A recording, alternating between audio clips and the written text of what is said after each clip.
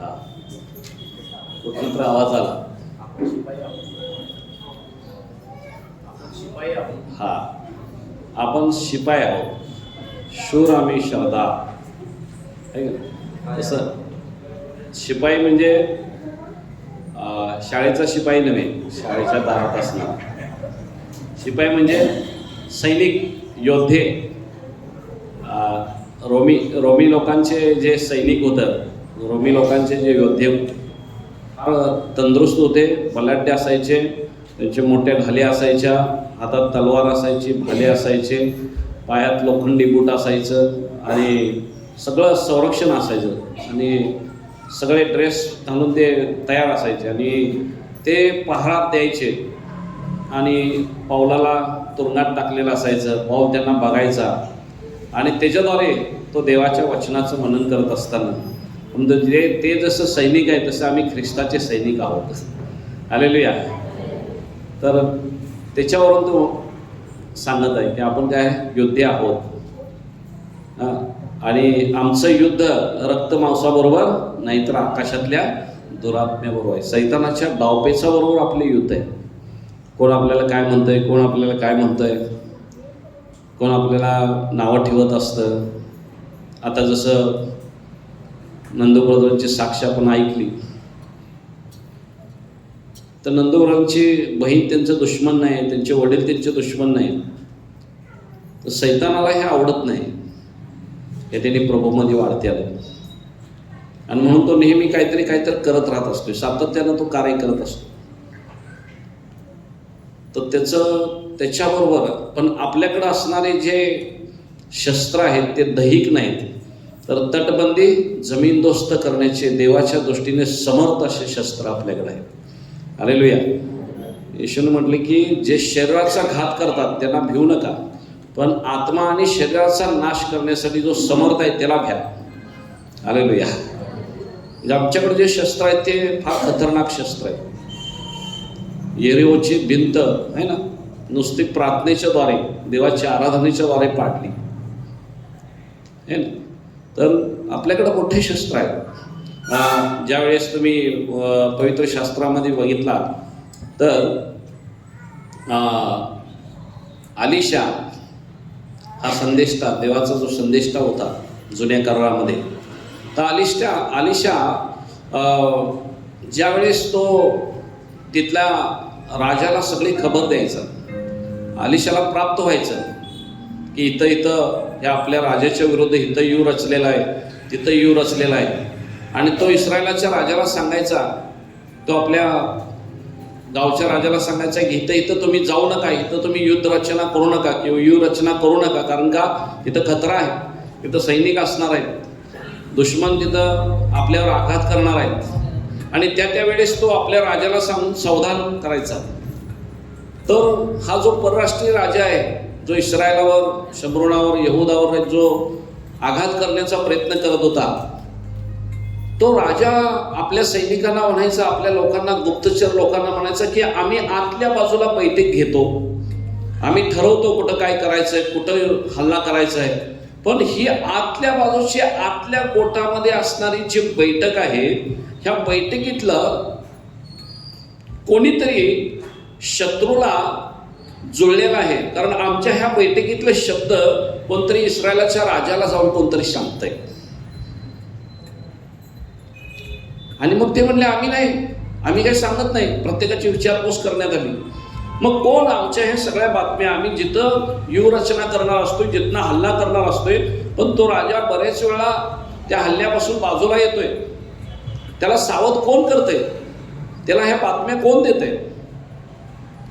तर त्यावेळेस एक व्यक्तीने सांगितलं की महाराज, त्यांच्यामध्ये एक आलिशा नावाचा एक देवाचा संदेष्टा आहे आणि तो इथं जे काही गुपित रीतीने आपली मीटिंग होती ते त्यांचा देव परमेश्वर त्यांना सांगतो आणि तो त्या राजाला सावध करतो.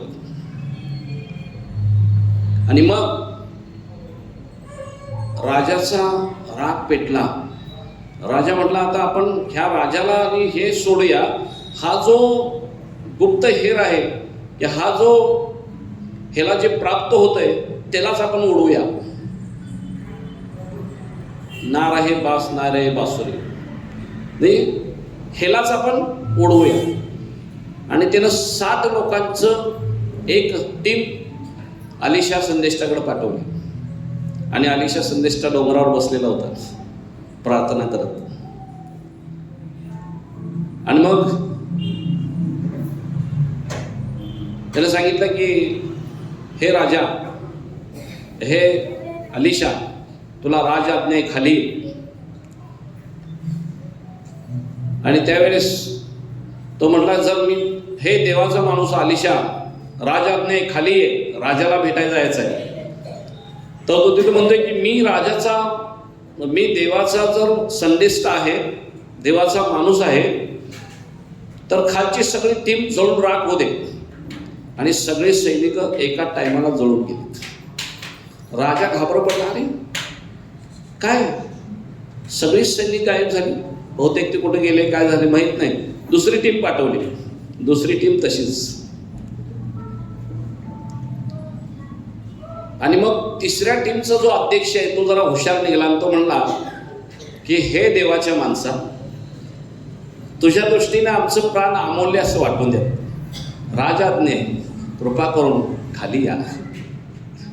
आणि मग देव त्याला सांगितलं, जा आता. हालेलुया. देवाची माणसं सुद्धा किती जे आहेत बघा. त्याला आदरानं बोलल्यानंतर खाली गेलं आणि राजाला भेटला तो. आणि एकदा असं झालं की त्याला पकडायला पाठवून दिल्यानंतर सगळे सैन्य चारी बाजूला राहिले. आणि तो आणि त्याचा एक सेवक, अलिशा आणि त्याचा सेवक बसलेले होते. आणि राजाचं सैनिक सगळं आलं आणि तिथे सांगितलं की आम्ही तुम्हाला घेरलोय. तो शिष्य म्हणाला, गुरुजी, सैन्याने व्यूहरचना केलेली आणि आता आपलं काय खरं नव्हतं, कारण त्यांच्या पक्षाची एवढे सैनिक आहेत की आपल्याला आता काय, आपलं काय आता खरं नव्हतं, आपण दोघं जण आहे. आणि मग अलिशा म्हणतोय की त्यांच्या पक्षाचे आहेत त्याच्यापेक्षा आमच्या पक्षाचे जास्त आहेत. म्हणतोय मी आणि ह्योच दिसतोय, ह्याला कुठं दिसायला लागलं तर आपल्या पक्षाचे सैनिक जास्त. इकडं तिकडं बघतोय, कोणच नाही. म्हणतोय असं कसं काय. अलिशा प्रार्थना करते की प्रभू याचं डोळं उघड. आणि मग ते बघतोय तर त्यांचे जे रथ आणि घोडे होते त्याच्या पाठीमागं अग्नीचे रथ आणि घोडे होते चारी बाजूला. आणि त्यांच्या सैन्यापेक्षा जास्त सैन्य अग्नीचे घोडे आणि रथाचं सैन्य त्याच्याकडे होते. म्हणजे परमेश्वराची जी कृपा आहे, परमेश्वराचं जे सामर्थ्य आहे, परमेश्वराची युद्ध रचना आहे, ते आमच्या ह्या युद्धाच्या सैनिकापेक्षा, आमच्या सगळ्या हत्यारापेक्षा त्याचं जे हत्यार आहे ते सर्वश्रेष्ठ आहे. हालेलुया. आपल्याकडे नुसते घोड्याचे रथ आहेत, त्याच्याकडे अग्नीच्या घोड्याचे रथ आहेत. अग्नीच्या घोड्याच्या रथातून गेला एलिया. अलिशा, एलिया गेला. अलिशा त्याची वाट बघत होता आणि एलियावरचाच अभिषेक अलिशावर आला. तर परमेश्वराचे जे काम करण्याची पद्धत आहे, आपण विश्वास ठेवला पाहिजे. परमेश्वराची पद्धत फार वेगळी आहे. तो म्हणतोय ना की आमच्याकडे जे शस्त्र आहेत ते दैहिक नाहीत, तर काय तटबंदी जमीनदोस्त करणारे असे आहेत. हालेलुया. आणि म्हणून त्या हत्यार तुम्ही वापरायचं आहे. Hallelujah, hallelujah, praise the Lord. चला आपण छोटासा धडा आपण शिकणारो पवित्र शास्त्रातून आपण आपले डोळे झाकू आणि प्रार्थना करू.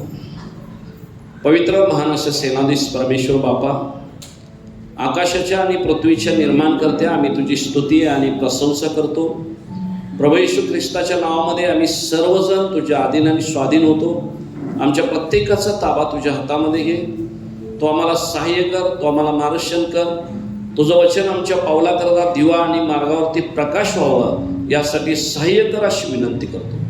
मान, महिमा, गौरव आणि सन्मान आम्ही तुला देतो. पवित्र आत्मा आमचा प्रत्येकाचा ताबा घे. डिस्टर्ब करणारं प्रत्येक सैतानाचं कार्य अंधकाराचं दुष्ट सामर्थ्य येशू ख्रिस्ताच्या नावामध्ये आम्ही बांधत आहे, मोडखळी सांगत आहे. प्रभू तुझा आशीर्वाद दे, तुझी शक्ती, तुझं सामर्थ्य प्रत्येकाला तू दे. तुझं वचन ऐकून घेऊन त्याप्रमाणे राहण्यासाठी सहाय्य कर अशी विनंती करू. येशू ख्रिस्ताच्या नावात मागतो ना एक बाबा, आमेन. आपण काढूया दुसरे राजेचा 20वा अध्याय आणि 1 ते 5 वचनं आपण वाचूया. दुसरे राजे याचा 20वा अध्याय आणि 1 ते 5 वचनं आपण वाचूया.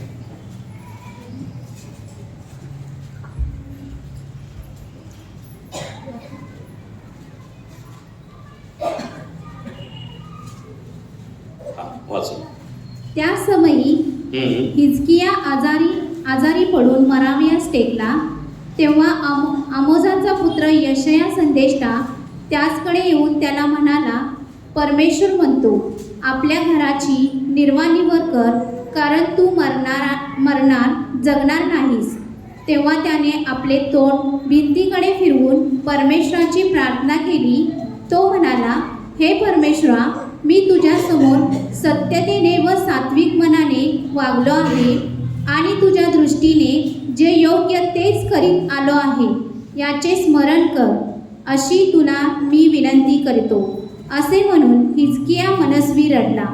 तेव्हा नगराच्या मधल्या चौकात यशया जाऊन पोचतो. तो त्याला परमेश्वराचा संदेश आला. तो हा, परत जाऊन माझ्या लोकांचा नायक हिजकिया यास सांग, तुझा पूर्वज दावीद याचा देव परमेश्वर म्हणतो, मी तुझी प्रार्थना ऐकली आहे, तुझे अश्रू पाहिले आहे. मी तुला बरे करतो. तू आजपासून 3ऱ्या दिवशी परमेश्वराच्या मंदिरी जाशील. Okay, praise the Lord, praise the Lord. तर जुन्या करारामध्ये आपण सगळ्यांनी वाचला असाल, जुन्या करारामध्ये हिजकिया नावाचा एक दाविदाच्या कुळातला एक राजा होऊन गेला. आणि हा राजा चांगला होता, प्रामाणिक राजा होता. जेव्हापासून 25-30 वर्षाचा असतापासून जो त्याला राजा झाल्यापासून जवळजवळ 25-30 वर्षे पुढं त्यानं इस्रायलाचा प्रतिफाळ केला. आणि इस्रायलमध्ये त्यानं चांगलं, यरूशलेममध्ये चांगलं काम त्यानं केलं. पाट बांधले, पाणी यरूशलेमला पाण्याची व्यवस्था सगळी केली. त्यानंतर नद्या जोडल्या, म्हणजे अशा प्रकारचं ते बुरुज होते ते त्यानं रिपेरी केले. चांगलं काम करणारा मनुष्य होता. आणि ह्या ठिकाणी आपण बघतोय की ह्याच्यावर एक संकट आलेलं आहे, ह्याच्यावर एक मोठं संकट आलेलं आहे. आणि एक परराष्ट्रीय राजा त्याच्यावर चाल करून येतोय 19व्या अध्यायामध्ये. आणि त्यानंतर दुसरं एक संकट या ठिकाणी आलेलं आहे त्याला, ते म्हणजे त्याला आजार झाला, तो आजारी पडला आहे. आणि आजारी पडल्यावर पूर्वी काय असायचं की आता जे लोक देव विचारायला जातात ना, काय होणार आहे किंवा काय, आमचं जर म्हैस गेली तर कुठं सापडेल, आमचा मुलगा गेला कुठं सापडेल, अंजन बघतात, करण्या मंत्रतंत्र जादू टोण्यावाल्याकडे जातात लोक आणि ते बघत असतात. तर इथं काय होतं की ते संदेश त्यांना विचारायचे की हा जो हिजकिया नावाचा राजा आहे हा जगेल का, ह्या आजारातून उठेल का मरल, हे संदेश त्याला विचारलं जायचं. आणि इथं यशिया नावाचा एक संदेष्टा होता. हा संदेश त्याला त्यांनी विचारलं की हिजकिया राजा, आमचा देशाचा राजा आजारी पडलाय, तो वाचल काय. आणि मग त्याने सांगितलं की हिजकिया, तो आपल्या घराची निर्वाणवर कर, कारण तू आता मरणार आहेस, जगणार नाहीस. याचा अर्थ तुझ्या घराची वाटणी कर, ज्याचं कोणाला काय द्यायचं आहे ते देऊन काय कर, संपून टाक विषय. कारण नंतर तुझी भांडणं इकडं तिकडं मुलांची होण्यापेक्षा तू काय करून दे, ज्याचं त्याला देऊन टाक, कारण तू आता जगणार नाहीस, तुझं आयुष्य संपलेलं आहे, तू मरणार आहेस. आणि मग ज्यावेळेस ही गोष्ट ऐकली, काय झालं असेल सांगा त्याला. एखाद्या डॉक्टरनी तुम्हाला म्हणतं मरोस तर तुम्हाला गोळ्या खायला लागतील, तर त्या डॉक्टरला काय म्हणताय, हे डॉक्टर एक गोळा कवा मरण रे, माझं मरायचं सांगायला लागलाय, म्हणतोय की ना, चिडतोय की नाही त्याच्यावर. नाही ह्यात तुमचं मरण आहे असं म्हटलं तर काय, तो मरणार आहेस पहिला, मी नाही असं म्हणणार आपण. कारण मरण म्हटल्यावर पण हा देवाचा संदेश येऊन सांगत आहे की तू आता मरणार आहेस. चिडला असेल की, राग आला असेल, पण मी तुम्हाला सांगतो तो चिडला नाही, रागवला नाही, पण त्याला माहीत होतं की जगणं आणि मरणं परमेश्वराच्या हातामध्ये आहे. हालेलुया. आणि काम त्याने केलं. सगळेजण लक्ष द्या, तो काय प्रार्थना करत आहे. तो यशाया संदेष्टात सांगून गेला की तू आता मरणार आहे, जगणार नाहीस असं म्हणून सांगितल्यानंतर आमचं भविष्य बदलण्याचं एकाच माणसाच्या हातात आहे, एकाच व्यक्तीच्या, ते म्हणजे आपला प्रभू आहे. हालेलुया. आमचं मरण तटवण्याची ताकद त्याच्याकडेच आहे, दुसऱ्या कोणाकडे नाही. लक्षात ठेवा. म्हणून कितीही मोठं संकट आलेलं असू दे, कितीही मोठी समस्या आपल्या डोळ्यासमोर असू दे, घाबरायचं नाही. पाऊल तर म्हणतोय की मला जगणं हे ख्रिस्त आहे आणि मरणं हा लाभ आहे. मी जोपर्यंत जिवंत आहे तोपर्यंत मी देवाची सेवा करत राहणार. जसं आज आमच्या नंदब्रदरांनी करार केला, जेंगे तो येशू के लिए, जीना मरना साथ साथ, म्हणजे नवरा बायको संकट होणार, प्रभू सांगते. ऍक्च्युअली त्यांना डायलॉग असं मारायचं होतं, पण त्याने असं मारलं. दुपारची झोपेची वेळ आहे, म्हटलं तुम्हाला जरा हसत ठेवूया, कारण जीवन आला सर निवांतपैकी आराम करशील. दुपारची वेळ खतरनाक वेळ असते, बघता बघता झोपू शकता. हां, मी तर सकाळी पेन घेऊन फिरत असते, कोण इथं झोपतंय की नाही त्याला टोचते हळू.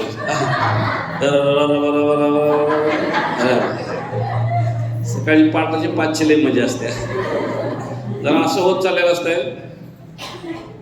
निशा सिस्टर, हा बोला बोला की पास्टर काय, म्हणजे अन्य भाषेची आमची 1 तास प्रार्थना असते ना, 1 तासात कोणाला बोलवं काय सांगता येत नाही. बोलवलं की मी हडबडतात, बिचारात बसलेले असतात असं करून कडकड कडकड कड हलवूया हलवूया हलवूया करत, आणि मग एकदम हाक मारले म्हटलं की तान्ने उडतात. जरा गाडी रुळावर घसरत असत्या तोपर्यंत मी हाक मारतोय.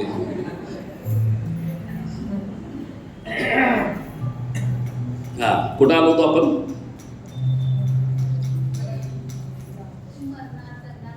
हा, आणि तू मरणार जगणार नाहीस म्हणून सांगितल्यानंतर तो कुठल्याही प्रकारचं नाराज न होता तो गप राहिला आणि यशाया संदेष्टा आपल्या वाटेनं निघून गेला.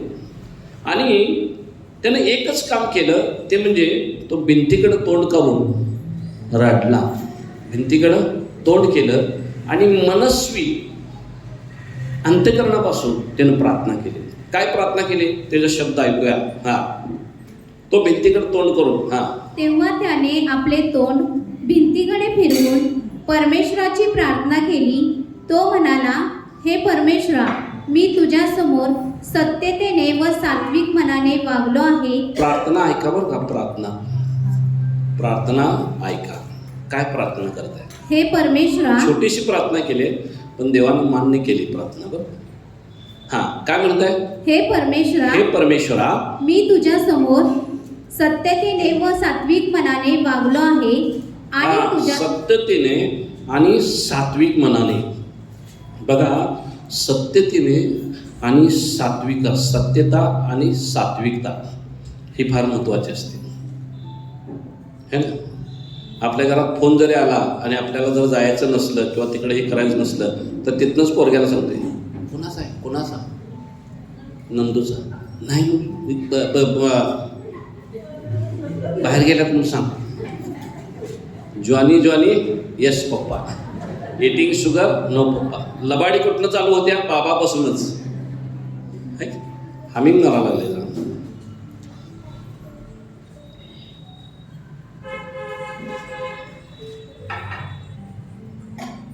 तर हे परमेश्वरा, मी तुझ्या समोर सत्यतेने आणि सात्विकतेने वागलो आहे. हे एक शब्द. आणि एक शब्द महत्वाचा बोललाय बघा, तो आपला विषय आहे आजच्या संदेशाचा. हा, हे परमेश्वरा, मी तुझ्या समोर सत्यतेने व सात्विक मनाने वागलो आहे आणि तुझ्या दृष्टीने दुसरा शब्द ऐका, तुझ्या दृष्टीने जे योग्य तेच करीत आलो आहे. जे योग्य, जे चांगलं आहे तेच करत आलो आहे. ह्याचे स्मरण कर. ह्याचे स्मरण कर. तुझ्या दृष्टीनं जे चांगलं आहे, तुझ्या दृष्टीनं जे चांगलं आहे तेच मी, म्हणजे चांगलं करणं. आजचा विषय काय? चांगलं करणं, सत्कार्य करणं. हे परमेश्वराचं वचन सांगतं की आपल्याला सत्कार्य करण्यासाठी परमेश्वरानं आम्हाला पाचारण केलेलं आहे. हालेलुया. हा सत्कार्य करणारा व्यक्ती होता आणि म्हणून तो देवाला सांगत आहे, मी काय ते सत्यतेने म्हणजे लबाडी केलो नाही.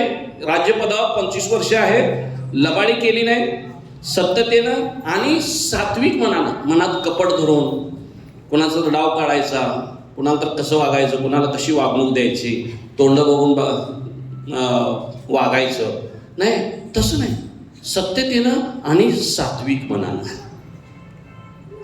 आणि तुझ्या दृष्टीनं जे चांगलं तेच मी केलं आहे. हालेलुया. तर हे चांगलं जे आहे ते चांगलं करण्यासाठी, सत्कार्य करण्यासाठी प्रभूनं आपला निवडलेला आहे. हालेलुया. असं म्हटलं, इथे एक वचन आहे, मत्ती कृष्णवर्तमान 5वा अध्याय आणि 16व वचन. वाचा ते वचन. तुमचा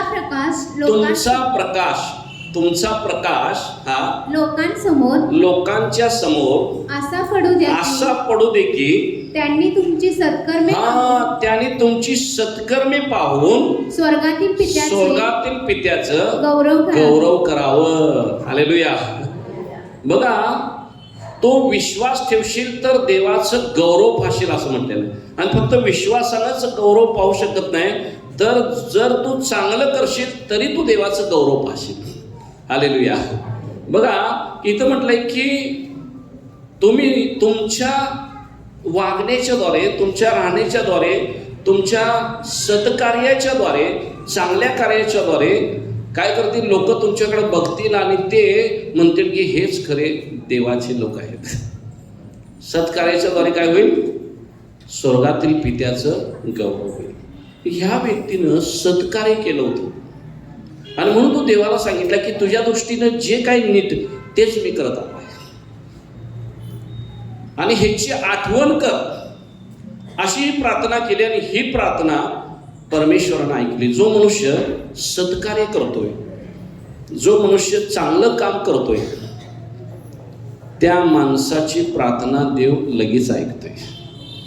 ह्या माणसानं 2 शब्द प्रार्थना केलाय की मी तुझ्या दृष्टीनं ते चांगलं केलो आहे ह्याची आठवण कर म्हटल्यानंतर काय घटना झालेली आहे? जो संदेशता एकदा जर सांगितला तर होतच असतं. एकदा यशानं सांगून गेला की तू आता मरणार आहे, तू जगणार नाहीस.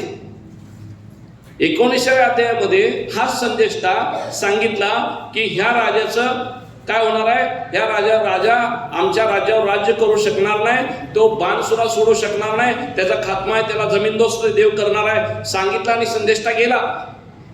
देवानं 1,85,000 लोकांना, त्याच्या सैनिकांना एकच दूत पाठवून त्याला खात्मा करून टाकला. तो राजा निघून गेला आणि त्या राजाच्या मुलांनी त्याला कत्ल करून टाकले. म्हणजे फक्त सांगितला आणि झालं. इथं सुद्धा हा राजा मरणार हे देवानंच त्याला सांगितलेलं होतं. पण बघा त्याने केलेली प्रार्थना की मी चांगलं केलं आहे ह्याची आठवण कर. हालेलुया. चांगलं करणं, सत्कार्य आहे की नाही, चांगलं काम करणं हे फार चांगलं आहे. आम्ही फक्त देव नाही, देवानं सुद्धा सांगितलेलं आहे की माझ्यावर पूर्ण मनानं, पूर्ण अंतःकरणानं प्रेम कर आणि माझ्यावर तसं किंवा तुझ्या स्वतःवर तसं इतरांच्यावर प्रेम कर. हालेलुया. प्रभू येशू ख्रिस्ताच्या जीवनामध्ये सुद्धा किती सत्कार्य केलेले आहेत. प्रभू येशू 38 वर्षाचा दुकानं घरी अनाला मागून पडलेला होता. तुला बरं व्हायची इच्छा आहे, उठ आणि चालू लाग. किती वर्ष पडलेलं होतं? 38 वर्ष सत्कार्य. आणि मग हा प्रार्थना केला की मी चांगलं काम केलेलं आहे देवा, ही माझी फक्त काय कर आठवण कर. आणि यशा संदेशता सांगून गेलेला आहे की हा मरणार आहे, जगणार नाही. आणि त्याला निरोप आलाय. काय आलाय ते बघूया आपण. तेव्हा नगराच्या मधल्या चौकात म्हणजे थोरात चौकात सांगून गेलेला आहे. आता तुमचं संपलेलं आहे तरी थोरात चौकात गेला असता. हा तेव्हा नगराच्या मधल्या हा. चौकात यशया जाऊन पोहोचतो. यशया जाऊन पोचतो. तो त्याला परमेश्वराचा संदेश आला. तो हा की परत जा, माझ्या लोकांचा नायक, माझ्या लोकांचा जो नायक आहे त्याला जे सांगितलंयस तो आता मरणार आहे, जगणार नाहीस, त्याकडे परत जा. देवाचं मन बदलले ते प्रार्थनेत. हालेलुया. तुमचं चांगलं कार्य, तुमचं सत्कार्य देवाचं मन बदलू शकतं. हालेलुया. म्हणून बायबलमध्ये लिहिलंय, प्रत्येकाने आपलंच हित पाहू नये तर दुसऱ्याचंही पाहू. आम्ही नेहमी इतरांना मदत करणारे असायला पाहिजे. जर तुम्हाला चर्चमध्ये एखादी गरीब व्यक्ती तुम्हाला दिसतोय, त्याला जाता 100 रुपयाची नोट देऊन जावा हातात. सत्कार्य. 50 रुपये द्या. नाताळा बरेचशाच बहिणी आमच्या, पास्टर मी 2 साड्या नाताळा देणार आहे विधवा लोकांना वाटायला. ह्या नाताळा सुद्धा बऱ्याचशाच बहिणीने आणून दिल्या. पूर्वी आमच्या चर्चमध्ये काय करत होते की धान्याचा 10 किलो तांदूळ आणलं की 1 किलो तांदूळ ते आणून द्यायचे. 20 किलो ज्वारी आणले की 2 किलो ज्वारी ते आणून द्यायचे. आणि ते आम्ही गरीब लोकांना देत होतो, ज्यांना आर्थिक टंचाई आहे त्यांना देत होतो. म्हणजे काही लोक अजून सुद्धा आपलं तेल आणलं की तेलातलं काढून ठेवतात. म्हणजे आपला बाजार भरलेला त्याचा दशांश काढून ठेवतात. आपण सुद्धा करा. मी म्हणतो मोठ्या गोष्टी नाही, छोट्या छोट्या गोष्टीपासून सुरुवात करा. प्रत्येक नाताळा ठरवा, मी एक साडी, एक बहिणीला, मी गरीब बहिणीला एक साडी घेणार, चांगली घेणार, 200ची नव्हे, 1000ची, 125ची, 500ची साडी घेऊन देणार आहे. हालेलुया. काय होणार? सत्कार्य होणार. आणि सत्कार्याची आठवण कुठं असणार? परमेश्वराजवळ. आणि हा मधल्या चौकात गेलाय आणि परमेश्वराचा संदेश, परमेश्वर त्याला सांगत आहे, यशया, ज्या राजाला तू मरणार म्हणून सांगून गेला आलायस, त्या राजाकडे परत जा आणि काय कर? परत जाऊन माझ्या लोकांचा नायक हिजकिया राजा याला जाऊन सांग, तुझा पूर्वज दावीदाच्या कुळातला होता ना, तुझा पूर्वज दावीद, यांचा देव परमेश्वर, दावीदाचा देव परमेश्वर असं म्हणतो, मी तुझी प्रार्थना ऐकली आहे. हालेलुया. कधी कधी आमची प्रार्थना लेट का होते ऐकायला? आम्ही स्वार्थी असतो. आमच्या हाताला फेविकॉल लावलेला असतो, नोटा काय निघतच नाहीत आपल्या हातात. दानावर पण टाकायचं म्हटलं तर मी 100ची नोट आलेली परत खाली ढकलते आणि 50ची काढते. परमेश्वराला देणारा तर तो मोठाच आशीर्वाद आहे, तो तर आपण मोजूच शकत नाही. पवित्र शास्त्रामध्ये दुसरी करंथीकरास पत्र त्याच्या 8व्या अध्यायामध्ये एक मंडळी, गरीब लोकांची मंडळी आहे. करंथीकरास पत्र 2रं पत्र 8व्या अध्यायामध्ये एक दरिद्री मंडळी आहे, गरीब मंडळी आहे, अतिशय गरीब लोक त्या मंडळीमध्ये. आणि तिने काय केले बघा, जरा वाचूया ती आणि मग पुढे जाऊया.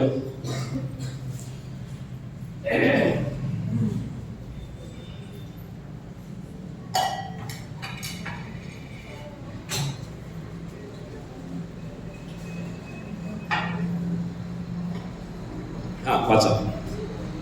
2 करंथी 8:1. बंधूंनो, मासोदिनियातील मंडळी झालेल्या देवाच्या कृपेविषयी, त्या मंडळीवर झालेल्या देवाच्या कृपेविषयी आम्ही तुम्हाला कळवितो की ती अशी की संकटाच्या बिकट परिस्थितीमध्ये त्यांचा अत्याधिक आनंद व त्यांचे कमालीचे दारिद्र्य यामध्ये त्यांची औदार्य संपदा विपुल झाली. बघा, संकटाच्या परिस्थितीमध्ये ही मंडळी असताना आणि अतिशय उद्योगधंदा, कदाचित लॉकडाऊन पण पडला असं माहित नाही काय झाले आहे की नाही, तर अशा ह्या आर्थिक टंचाईच्या परिस्थितीमध्ये या मंडळीतल्या गरीब लोकांनी त्यांचं औदार्य संपन्न विपुल झाले, म्हणजे ते भरपूर असे आशीर्वादी झाले असे म्हणते. ते कशामुळं? त्याचं गुण काय होतं? हा, कारण त्यांनी आपल्या शक्तीप्रमाणे आपल्या शक्तीप्रमाणे नव्हे व शक्ती पलीकडे शक्तीच्या पलीकडे जाऊन आपण होऊन दान दिले अशी मी साक्ष असे देतो. मी पाऊल म्हणते साक्ष दिल्या.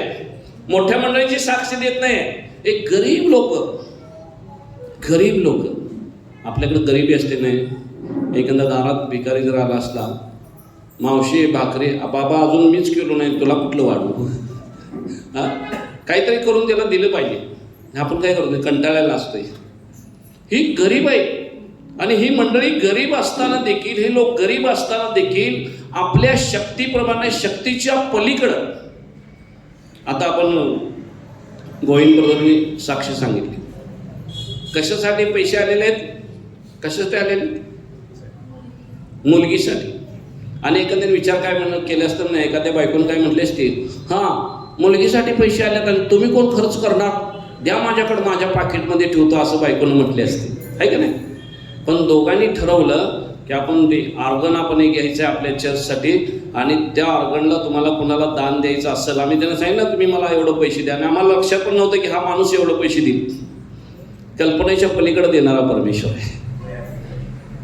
आणि तिने मला येऊन सांगितलं की पास्टर आमच्या मुलगीचं पैसे आलेले आहेत, मुलगी झाल्या म्हणून 5,000 रुपये आलेले आहेत आणि माझी इच्छा आहे की ती सगळे ऑर्गनला ते पैसे द्यायचे आहेत. मी आश्चर्य केलं. म्हटलं की ह्या माणसाला खोली भाडं द्यायला पैसे नाहीत, लाईट बिल भरायला पैसे नाहीत, भाड्याच्या खोलीमध्ये राहणारा माणूस आहे, ह्याचे रोज प्रत्येक महिन्याचे हप्ते आहेत आणि आठवड्याला 3,000-4,000 रुपये खर्च असणारा माणूस हे सगळंच पैसे आम्हाला देऊन काय करणार? तरी म्हटलं तो द्या लागलाय, प्रभू त्याला देणार. हालेलुया. आणि मग जाहीर केली तिने, त्या अकाउंटमध्ये आलेले पैसे मी तुमच्या अकाउंटमध्ये पाठवणार आहे. आणि मला म्हणले की लोकांना पैसे पण मला द्यायचे आहेत, पास्टर काय करायचं मला समजेना. म्हटलं घ्या तुम्ही वापरा, नंतर मला द्या. नाही म्हटलं, आम्ही एकदा ठरवलंय देवाला द्यायचं आहे, आम्ही देणार. आणि काम नसताना काही नसताना त्यांच्या मालकाने मला फोन केला. मी प्रार्थनेमध्ये होतो, आम्ही दोघे एकत्र होतो. फोन आला, मी फोन उचलला नाही. नंतर त्यांना फोन आला की पास्टरांच्या अकाउंटवर 5,000 रुपये पाठवलेले आहेत, ते आता तुमचं काम वगैरे नाही पण ते तुम्ही वापरा आणि पुढच्या आठवडी काम केल्यानंतर परत काय असेल ते पेमेंट तुम्हाला आम्ही पाठवतो. हालेलुया. पगार होते किती? 3,500 आणि पाठवले किती? 5,000. खुदा देता येतो. काय डायलॉग तुम्हाला येत नाही वाटतं. हां, देवबापानं काय केलं? 5,000 त्यांना पाठवलं.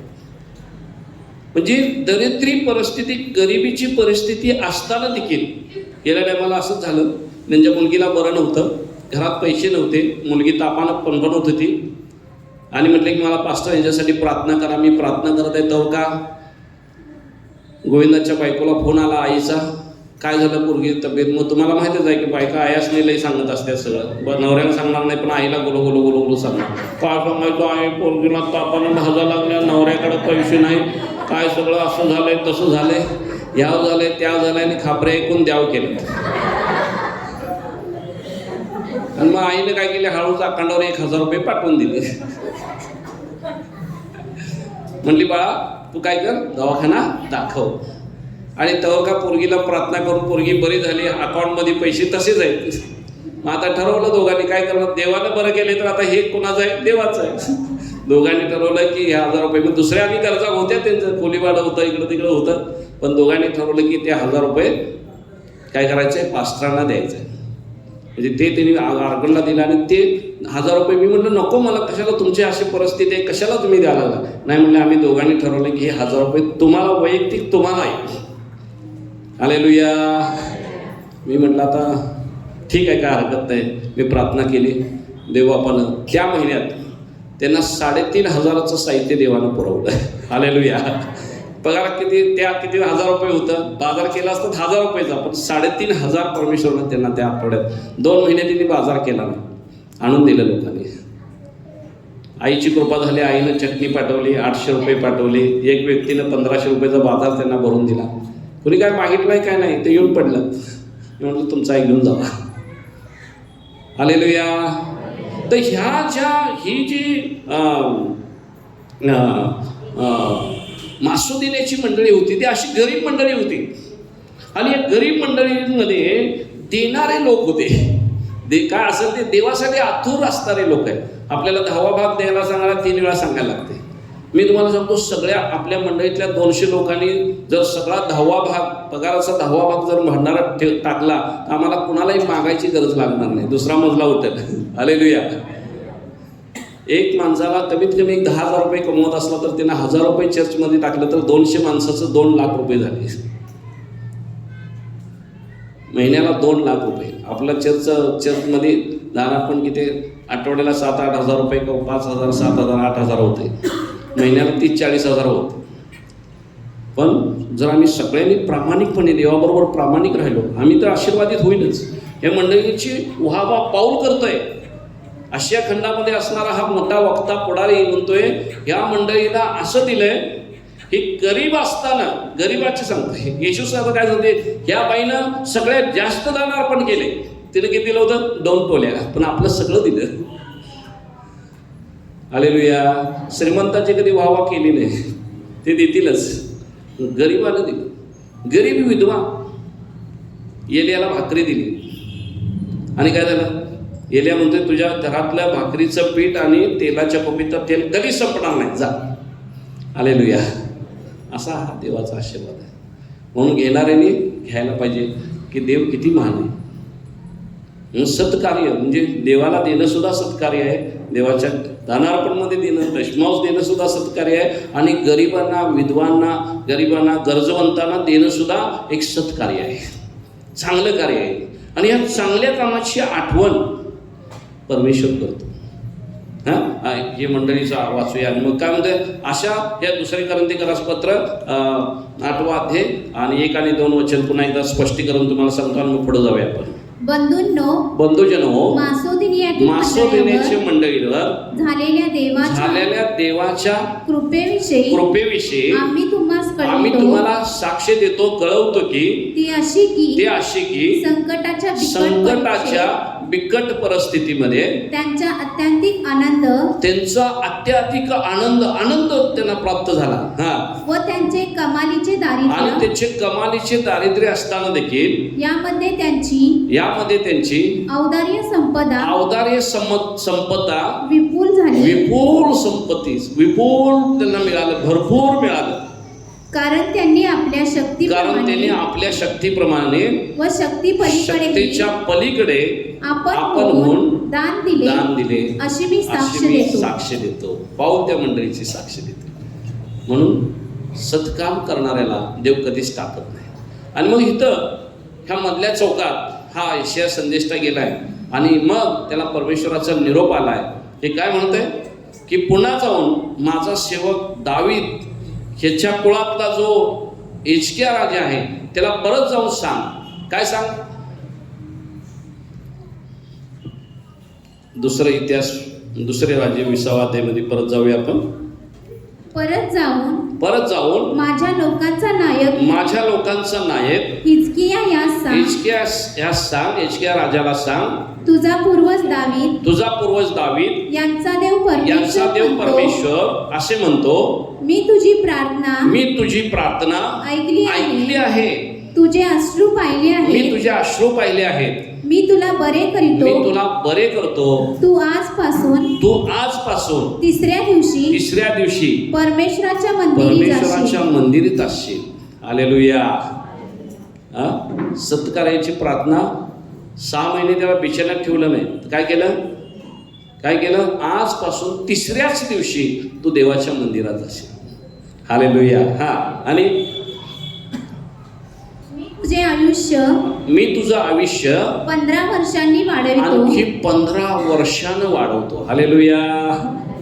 परमेश्वरानं त्याचं आयुष्य वाढवलं. सत्कार्य, चांगलं काम तुमचं आयुष्य वाढवतं. चांगलं काम तुम्हाला आशीर्वादित करतं. दाविदाला तो अनुभव आला होता. दावीद एकाविषयी स्तोत्रसंहिता 41 मध्ये आपण जाऊया. दावीद असं म्हणतो,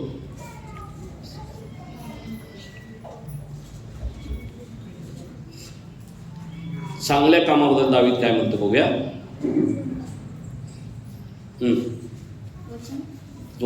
41 स्तोत्र आणि एक वचन बघा. जो दिनाची चिंता वाहतो, जो दिनाची चिंता वाहतो तो धन्य. जो गरिबांची, असं म्हटलंय विस्तारित बायबलमध्ये, की जो गरिबाशी दयाळूपणे वागतो तो आशीर्वादित होईल. आणि इथं असं म्हटलंय की जो दिनांची चिंता वाहतो तो काय होईल, धन्य असा होईल. म्हणजे हे सुद्धा दिनांची, गरिबांची चिंता करणं, गरिबांना मदत करणं, त्यांना सहाय्य करणं, हे म्हणजे आपल्याला आशीर्वाद देतं, भरभराटी देतं, यश देतं. तो जो दिनांची चिंता वाहतो तो धन्य, पहिला आशीर्वाद, तो काय होईल, आशीर्वादित होईल, धन्य होईल. लिहून घ्या तुमच्या बायबलमध्ये. दुसरं, संकट समयी परमेश्वर त्याला मुक्त दुसरा करेल. आशीर्वाद असा, संकट समयी परमेश्वर त्याला मुक्त करेल. हालेलुया. संकट समयी परमेश्वर काय करेल, आपण जर सत्कार्य करत असलो तर परमेश्वर काय करणार, आपल्याला संकटात ठेवणार नाही. संकट समयी तो काय करेल, त्याला आपल्याला मुक्त करेल. दुसरा आशीर्वाद, परमेश्वर त्याचे रक्षण करेल. तिसरा आशीर्वाद, परमेश्वर काय करेल, त्याचं रक्षण करेल. परमेश्वर त्याचं काय करेल, रक्षण करेल. तिसरा आशीर्वाद. चौथा, व त्याचा प्राण वाचवी. चौथा की तो त्याचा काय करेल, प्राण वाचवल. पाचवं, भूतलावर तो सुखी होईल. आणि भूतलावर तो सुखी होईल. विस्तारित बायबलमध्ये असं म्हटलंय की त्याला तो त्याचा जाहीरपणे सन्मान करतो.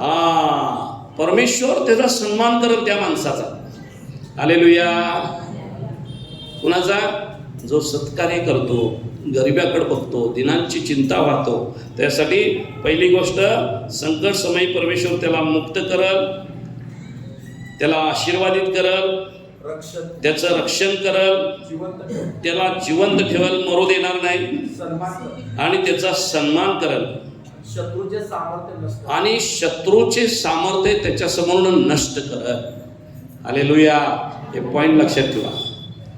पहिली गोष्ट आशीर्वाद देईल, दुसरी गोष्ट संकटातून मुक्त करल, तिसरी गोष्ट रक्षण करल, चौथी गोष्ट जीवन ठेवल, प्राण वाचवल, पाचवी गोष्ट त्याचा सन्मान करल, आणि सहावी गोष्ट त्याच्या शत्रूचं सामर्थ्य परमेश्वर नष्ट करून टाकेल.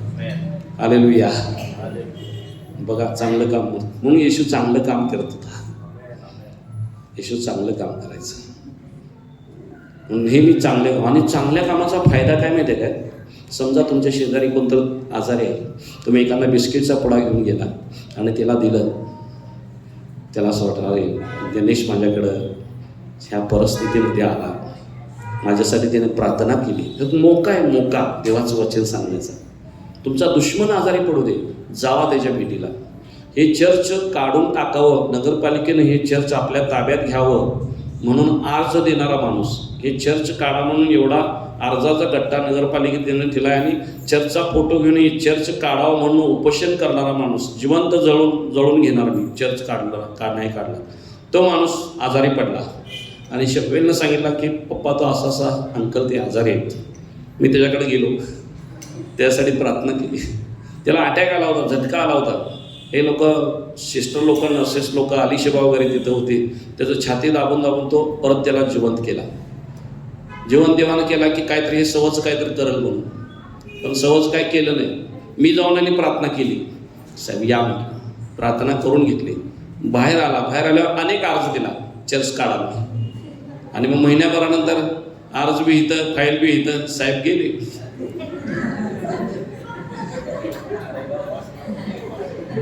तिसऱ्या दिवशी फोटो, आत्म्याला शांती असो. कशी मिळत शांती बाबा? आता काय शेवटच्या वेळेस माझे प्रार्थना ऐकून जर प्रभूला स्वीकार केला असला, स्वर्गात बी असेल काय सांगता येत नाही. काय देवानं चमत्कार केला असेल, शेवटच्या क्षणाला जर त्याने पश्चाताप करून जर प्रभूला स्वीकारला असेल तर देवापाशी असेल तू. तर आमच्यावर विरोध करणाऱ्या माणसासाठी प्रार्थना करण्याची संधी देवानं आम्हाला दिली.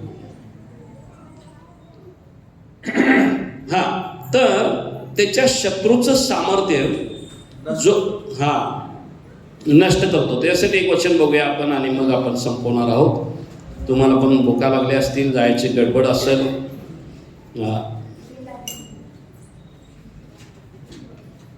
दुसरे राजे 19 अध्याय असेल, मगाशी आपण वाचलो. 19 अध्यायामध्ये 19 अध्याय आणि 32 ते 37 वचन. हाच हिजकिया राजा एकदा मोठं संकट त्याच्यावर आलं, सैन्य रचना त्याच्यावर आली आणि इस्रायलाच्या लोकांचा नाश करण्यासाठी, इस्रायलावर युद्ध करून त्यांचं सगळं लुटण्यासाठी ज्यावेळेस परराष्ट्रीय राजा त्याच्यावर आले त्यावेळेस काय झालेलं आहे बघा.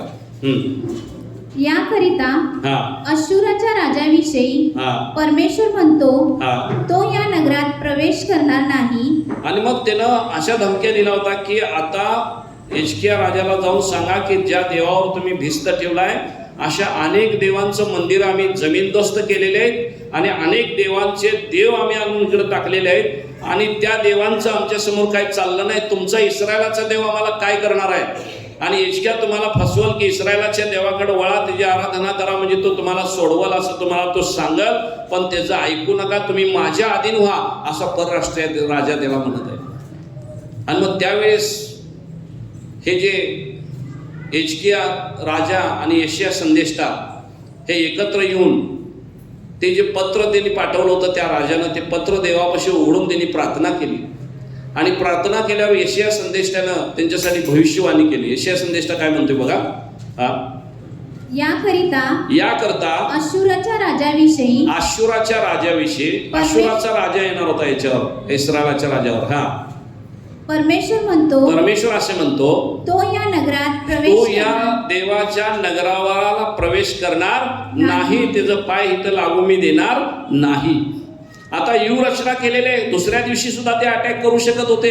बरसच ह्या हिजकियानं सोनं नाणं त्यांना नेऊन दिलेलं होतं, जावा तुम्ही शांत ठेवा, आम्हाला हे घ्या तुमचं सोनं नाणं, खरं जावा इथनं. पण तो राजा जायला तयार नव्हता, तो लुटणार होता, ह्या सगळ्या लोकांना खलास करणार होता आणि आपल्याकडचे सैन्य कमी होतं, त्याचे सैन्य जास्त होते, त्यामुळे आपला टिकाव लागणार नव्हता. पण परमेश्वर इथं काय केलं की तो आपल्या शत्रूचं सामर्थ्य काय करतो, नस्तनाबूत करतो. आणि काय झालंय, त्यावर एकही बाण सोडणार नाही. आणि मग यशाया म्हणतोय तो ह्या भूमीला पाय लावू शकणार नाही आणि त्याच्यावर एकही बाण सोडणार नाही. तो ढाल घेऊन त्याशी सामना करणार नाही. आणि ते लोक ढाल घेऊन, तो राजा ढाल घेऊन तुमच्या बरोबर सामना करणार नाही. आता हे कसं युद्ध होणार आहे, लोक तर येऊन थांबलेले आहेत, आता आमच्यावर अटॅक होणार आहे आणि यशाया संदेष्टा असं म्हणतोय, खरं का खोटं? लोक संभ्रमात होते, काय करायचं. पण त्यावर मोर्चा लावणार नाही, तेव्हा मोर्चा लावणार नाही. ज्या वाटेने तो आला आणि ज्या वाटेने तो आला त्यानेच तो परत जाईल, त्याच वाटेने तो परत जाईल, तो अश्शूरचा राजा, असा यशाया संदेष्टा भविष्यवाणी देत आहे. त्याचा या नगरात प्रवेश होणार नाही, त्याचा ह्या नगरात प्रवेश होणार नाही असे परमेश्वर म्हणतो. मी आपल्याकरिता व माझा सेवक दावीद याच्याकरिता या नगराचा उद्धार करेन, असे याचे संरक्षण करेन. आणि या नगराचे संरक्षण करेन. पुढं त्या रात्री असे झाले की बघा, त्या रात्री असे झाले की परमेश्वराच्या दूताने जाऊन अश्शूरी लोकांचे सैन्य होतं, अश्शूरी गोटातलं सैन्य जे आमच्याकडे येणार होतं, इस्रायलाच्या राजावरती येणार होतं आणि ह्या सगळ्या राजाला खतम करणार होतं, ह्या सगळ्या इस्रायल लोकांना मारून टाकणार होतं, त्यांची लूट वाटून घेणार होते. हे सैन्य येणार आहे दुसऱ्या दिवशी. तर परमेश्वरानं आदल्याच दिवशी, त्याच रात्री परमेश्वरानं एक दूत पाठवला. हालेलुया. काय झालं? अश्शूरी गोटातले 1,85,000 लोक, एकच दूतानं अश्शूरी गोटातले अश्शूरी राजाचे जे सैनिक होते, योद्धे होते, त्यांचे 1,85,000 सैनिक जमीनदोस्त करून टाकले, खलास. काय ताकद आहे. एक एक एक देवदूत. प्रभू येशू ख्रिस्त असं म्हटलं की पेत्रा, तू त्या मल्लाचा कान उडवलास. मला जर युद्धच करायचं असतं, आमचं युद्ध जर रक्तमांसाबरोबर असतं, तर मी सैन्य मागवलं असतं आणि भूतलावरचा एक आणि एक मनुष्य मी नष्ट केला असता. मी तुकडी मागितली असती वरची. एक तुकडी म्हणजे 60 लोकांची तुकडी. 60 देवदूत आल्यानंतर काय झालं असतं? येशू ख्रिस्ताला मारू दिलं नसतं. पण येशू स्वतःहून आपला प्राण देण्यास त्यानं सहन केलं. कारण मनुष्याच्या पापासाठी त्याला काय करायचं होतं? त्याला दंड भरायचा होता, बलिदान व्हायचं होतं. आणि म्हणून त्यानं आपले सैनिक बोलवले. पण एक सैनिक इथं आलाय आणि 1,45,000 लोकांना खलास करून टाकलं. का? सत्कार्य करणारा राजा त्याचं संरक्षण केलं आणि त्याच्या शत्रूंना त्यानं जमीनदोस्त केलं. आणि मग राजा पहाटे उठून बघतोय तर जिकडं तिकडं प्रेतेच प्रेते. अरे हे ना कुठलं सैनिक आणलं एवढं? एका दणक्यात एवढी सगळी माणसं मारून टाकली. आणि डोळा उघडायच्या आधी पहिलं गर्व करत होता, कोणचा देव मला सोडवत. गर्वाचे घर खाली. आणि मग काय झालं? पहाटेच लोक उठून पाहतात. आता हे एकटा राहिलाय की देवाच्या विरुद्ध बोललेला, बाकी मेली सगळे. मग एकटे ह्याचं काय करायचं बाळमामा? ह्या माणसाचं काय केलंय बघा. पहाटेच लोक उठून पाहतात. पहाटेच त्याच्यावरचे 4 लोक बघून पाहतात, तो सर्व प्रेतेच प्रेते, सगळे प्रेतेच प्रेते. मग अशुराचा राजा, मग हा अशुराचा राजा ज्यानं इस्रायलाच्या राजाविरुद्ध बोललेला आहे, देवाविरुद्ध बोललेला आहे. सन्हेरीब, आता उसकी बारी आली रे आली, आता तुझी बारी आली. काय झालं? सन्हेरीब. सन्हेरीब तळ उठवून माघारा चालतात. तळ उठवून माघारी चालतं. सैन्यच मेले, आता काय करणार? तळ उठवून माघारी निघून गेला. आणि निनिवेत जाऊन राहिला. आणि निनिवेच्या शहरामध्ये जिथं योना गेला होता ना, निनिवे शहरामध्ये योनाला पाठवलं होतं ना जायला, तर निनिवे शहरात जाऊन राहिला. तेथे तो आपला देव, तेथे तो आपला देव, त्यांचा देव, त्या राजाचा देव निस्रोक याच्या देवळात जाऊन, इस्रोत नावाचा त्याचा देव होता, त्याच्या देवळात जाऊन, त्याच्या देवळात तो गेला, पूजा करीत असताना, आणि तिथं आरती बिरती करत असताना, बाबा एवढे मेलेत, मी तर राहिलो, मला तर वाचव म्हणून काहीतरी प्रार्थना बिर्थना करत असेल आहे ना. तर त्याचा देव सुद्धा त्याला वाचवू शकला नाही. आणि किस्से पंगाली आहे मालूम आहे, इस्रायलाचा देव. तो आरती करत असता काय झालेलं आहे बघा. अद्रमेलेक व शरेसर, अद्रमेलेक आणि शरेसर त्याचे 2 मुलं होती. यांनी त्यास बाबाला तलवारीनं खलास केलं आणि ते पळून गेले. अराराट देशात पळून गेले. हालेलुया. राजा पण मेला, सैन्य पण गेलं. कुणामुळं? हिजकिया राजानं केलेली प्रार्थना. यशाया संदेष्टानं भविष्यवाणी केली, हिजकिया राजानं प्रार्थना केली. जे पत्र होतं धमकीचं, ते पत्र देवापाशी ठेवलं. वाचून बघ देवा आता हे काय म्हणतोय. मला तू काळजी करू नका, आता माझ्याशी गाठ आहे. हालेलुया. सत्कार्य करणाऱ्या मनुष्याची प्रार्थना देव ऐकतो. कोणत्या कोणत्या गोष्टी त्यासाठी करतो? पहिली गोष्ट काय करतो? काय लिहून घेतला तू? मग पहिली गोष्ट आशीर्वाद करतो, संकटात आम्हाला संरक्षण करतो, रक्षण करतो, आपला जीव वाचवतो, आपला सन्मान करतो आणि शत्रूचं सामर्थ्य जमीनदोस्त करतो. तुझ्या 1 वाटेने ते चालून आले तर तुझ्याकडून 7 वाटेने ते पळून जातील. म्हणून सत्कार्य करण्यासाठी हात पुढं करा. तुमच्या शेजारी पाजारी गोर गरीब जे आहेत त्यांना मदत करण्यासाठी.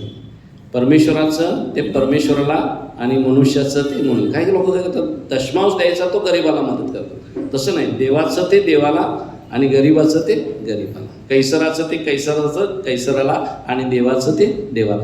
म्हणून देवाच्या बाबतीत इमानदार राहूया, इतरांना मदत करण्याच्या बाबतीत इमानदार राहूया, नेहमी देणारी मूर्ती, संतोषानं देणारा देवाला प्रिय असतो. हालेलुया.